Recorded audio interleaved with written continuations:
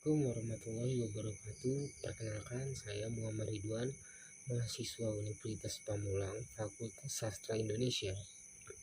Ingin membuat video untuk tugas UAS mata kuliah BIPA dengan bahasan pembelajaran BIPA tingkat C2. Selamat datang di sesi pembelajar bahasa Indonesia untuk penutur asing tingkat C2. Pada kesempatan kali ini, kita akan fokus pada tema berita. Tujuan pembelajaran kita hari ini adalah untuk menyajikan berita dalam bahasa Indonesia dengan menggunakan kosakata dan struktur kalimat yang tepat serta memahami konteks dan informasi yang disampaikan. Kegiatan pembelajaran yang akan dilakukan kali ini adalah mengenal, memahami struktur berita, juga mengetahui kosakata yang sering muncul dalam berita, serta strategi untuk menyimak berita. Nah, yang pertama saya akan menjelaskan dulu tentang struktur berita. Struktur berita sangat penting untuk dipahami, terutama jika ingin membaca, menulis, memahami, dan menghasilkan berita dalam bahasa Indonesia dengan baik. Dengan memahami struktur berita, kita akan dapat menyajikan informasi dengan cara yang sistematis dan efektif. Ada beberapa bagian utama yang biasanya terdapat dalam sebuah berita, yaitu headline, lead, isi berita, dan penutup. Kita mulai pertama dari headline. Headline merupakan judul berita yang menarik perhatian pembaca. Headline harus mampu menggambarkan inti dari berita secara singkat dan menarik. Disinilah pembaca pertama kali menemukan topik yang akan dibahas dalam berita. Yang kedua ada lead. Lead adalah paragraf pertama berita yang memberikan ringkasan singkat tentang peristiwa atau topik yang dibahas. Lead harus mampu menggugah minat pembaca untuk melanjutkan membaca berita secara keseluruhan. Biasanya lead itu berisi informasi seperti siapa, apa, kapan, di mana, dan bagaimana. Yang ketiga ada isi berita. Isi berita merupakan paragraf-paragraf berikutnya yang berbentuk detail dan menjelaskan peristiwa atau topik yang dibahas. Bagian ini harus disusun secara struktur dan mengikuti alur kronologis atau urutan penting peristiwa. Penulisan berita harus menyajikan informasi secara objektif dan memastikan semua poin yang relevan itu tercakup. Dan terakhir ada penutup. Penutup adalah paragraf terakhir dalam sebuah berita yang memberikan kesimpulan atau pendapat penulis. Di sini, penulis dapat merangkum inti berita, memberikan perspektif akhir tentang peristiwa atau topik yang dibahas. Berikutnya adalah kosakata berita merujuk pada istilah dan frasa khusus yang sering digunakan dalam konteks pemberitaan. Ini termasuk kata-kata yang sering muncul dalam berita, seperti terungkap, ditemukan, ditangkap, diluncurkan, dan lainnya. Kosakata ini penting untuk memahami dan menghasilkan berita dengan benar. Berikut akan saya jelaskan beberapa jenis kosakata berita yang perlu kita pahami. Yang pertama ada kata kerja. Kata kerja digunakan untuk menggambarkan tindakan atau peristiwa yang terjadi dalam berita. Contohnya melaporkan, menulis, mempublikasikan, mengumumkan, mengadakan, dan menyelidiki. Kosakata ini membantu kita dalam menyampaikan informasi secara dinamis dan objektif. Yang kedua ada kata sifat. Kata sifat digunakan untuk mendeskripsikan situasi atau peristiwa yang terjadi dalam berita. Contohnya penting, kontroversial, signifikan, mendalam, dan menarik. Dengan menggunakan kata sifat yang tepat, kita dapat memberikan gambaran yang jelas dan menarik tentang suatu peristiwa atau topik dalam berita. Yang ketiga ada kata benda. Kata benda adalah objek atau subjek yang menjadi fokus dalam berita. Saya akan memberikan contoh seperti kejadian, peristiwa, penelitian, laporan, dan pertemuan. Menggunakan kata benda dengan tepat akan membantu kita untuk menyampaikan informasi secara konkret dan spesifik. Yang terakhir ada kata keterangan. Kata keterangan memberikan informasi tambahan tentang waktu, tempat, atau cara terjadinya peristiwa. Saya akan memberikan contoh kemarin di gedung pemerintahan dengan cara terancana pada waktu malam hari. Kosakata ini membantu kita dalam memberikan konteks yang lebih lengkap untuk memperjelas berita.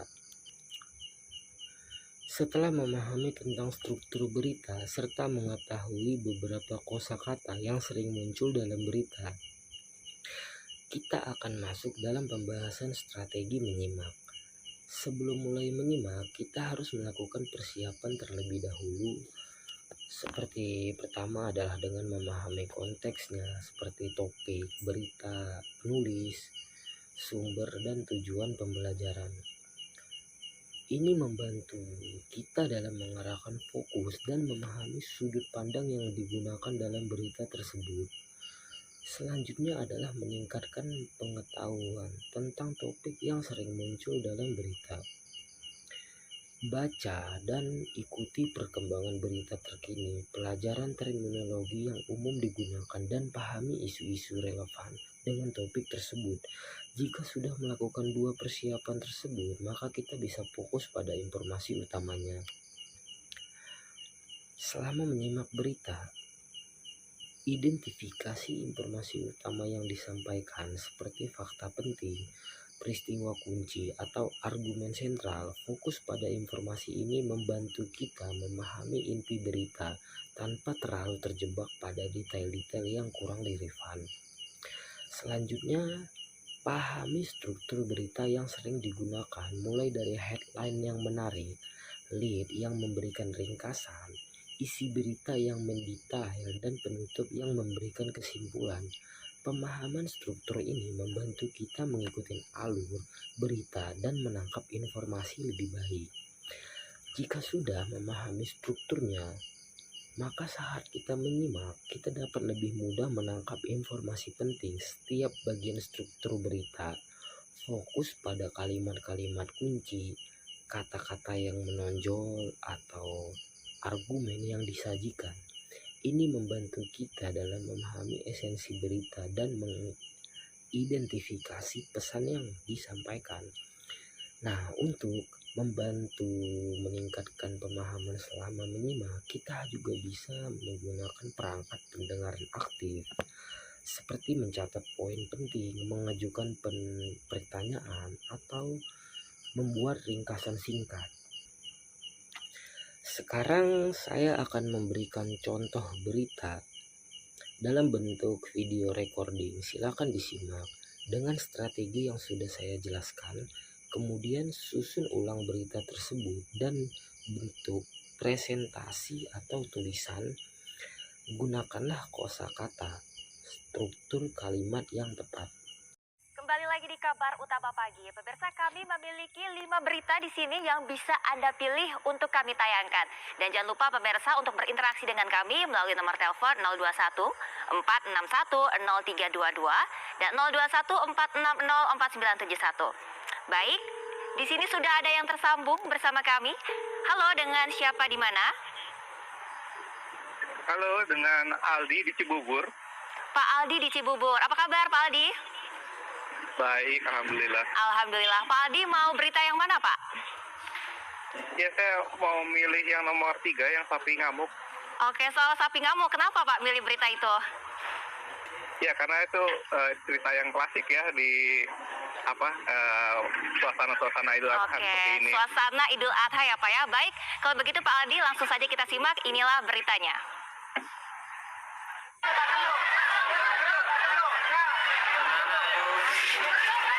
Panitia kurban Masjid Rodotul Jannah, Desa Sidobulyo, Kecamatan Blora, Jawa Tengah dibuat panik saat sapi kurban bantuan Presiden Joko Widodo tiba-tiba mengamuk saat akan disembelih. Warga sempat berlarian saat tali sapi tiba-tiba putus hingga membuat sapi hilang kendali.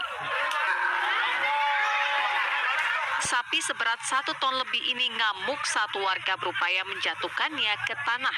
Setelah hampir setengah jam, sapi akhirnya berhasil dirobohkan. Butuh sekitar 20 orang untuk menaklukkan sapi sebelum akhirnya berhasil disembelih.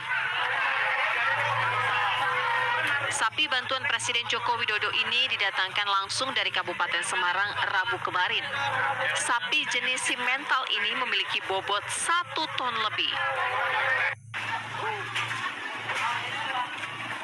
Di Malingping, Kabupaten Lebak, Banten, seekor kerbau kurban masuk ke dalam minimarket. Barang-barang yang ada di toko tersebut berceceran. Warga yang berada di dalam toko pun sempat panik.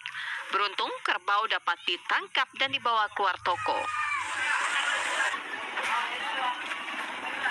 Kerbau ini rencananya akan dijadikan sebagai hewan kurban di salah satu masjid yang berada di wilayah Cikosik, Malingping. Tetapi saat akan disembelih, tali pengikat putus hingga menyebabkan lepas dan berlarian menyusuri jalan raya dan akhirnya masuk ke dalam minimarket. Dari Blora, Jawa Tengah dan Lebak, Banten, Agung Wibowo, Siti Marufah TV One mengabarkan.